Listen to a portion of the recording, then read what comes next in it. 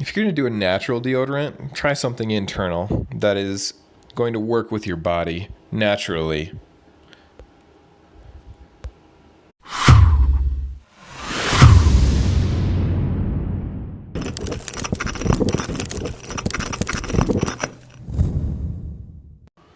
What's up, guys? Maybe you have searched for alternative deodorants out there and trying to find something that actually works. Maybe you've come across these large minerals that claim to be aluminum-free chunks of salt. And the question is it good for you? And the bottom line, from what I've gathered, is no, it's not. It is still a byproduct of aluminum. It can still mess with your hormones. It still can clog your pores and prevent you from clearing your lymphatic system, which could lead to a whole number of health problems. And this is a good article I found from Bubble and Bee Organic blog post here.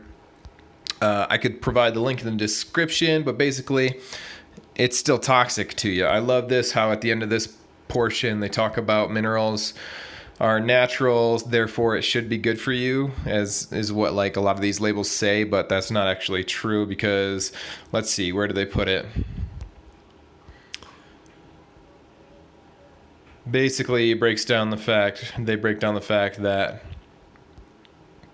there's other natural minerals out there that you wouldn't want on your skin, like uranium.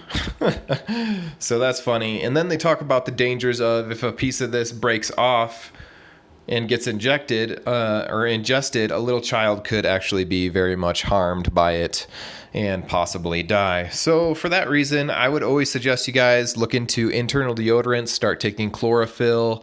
Chloroxygen is my favorite brand. Take zinc. There's an old saying, if you stink, you need zinc. For me personally, I prefer the Garden of Life zinc.